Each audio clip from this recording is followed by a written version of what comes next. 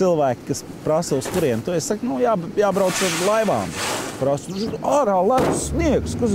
Es saku, zini, pa ūdeni jābrauc tad, kad viņš ir.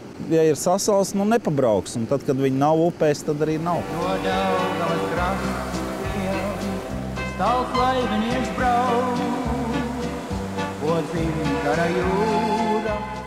Jāni laivā ielika 4 gadu vecumā. Tagad viņš ūdens turismu kustību organizē pats. Šodien sacensības Iecavā. Tas ir dzīvesveids un īstenībā tā ir arī starta platforma, teiksim, aktīvajam. Jo ļoti daudz cilvēku vispār pirms tam neko nav darījuši, viņi dzirdējuši pirms laivas. Labi, es aizbraukšu ar jums. Tad viņi atbrauc līdzi, viņi iesēžās laivā, viņi ir pārbijušies, ja vēl apgāžās vispārībā forši. Ūdens turisma sacensības 2 dienu garumā piedāvā sortimentu jebkura vecuma un prasmju līmeņiem. Rihards lieldienās pirmoreiz izmēģināja kajaku. Tā ir bauda, atpūta. Putniņu šīvina, smuka daba ir to, ko citi neredz. Un, protams, ir vispārējais adrenalīns vietām. Pavasaris ir laivotāja kaifa virsotne. Tās Smaile Latvijas trakākā upe amata. Taču, kā uzsver Jānis, kurš šajā sporta veidā organizē domu biedru brauciens arī uz ārzemju upēm, vajag sākt piesardzīgi. Tie, kas ir uz amats, tie ir divās daļās. Tie ir cilvēki, kas ir atbraukuši izklaidēties, un otra daļa ir tie, kas ir atbraukuši viņus glābt. Ja?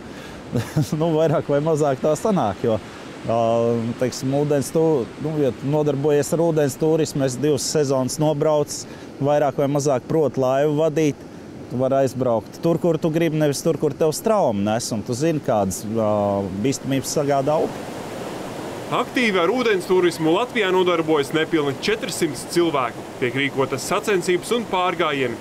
Tā ir kustība ar vēsturi un tradīcijām, kurā dabas baudīšana un pozitīva attieksme ir galvenais pamatakmens. Un cilvēki, teiksim, sāk arī 30 gados un 40 gados. Kamēr nesāk pukstēt. Ja? Kad tu sāc pukstēt, tad jau ir viss ir beidzies. Vienīgais, kas tev atliek, tas ir mazais zilais draudziņš pie sienas, kas karājās. Televizors. Mēs sagaram kopā, jo tu laivinieks nav. Un dzīvi kara jūrā, mūsu laimē piešauj.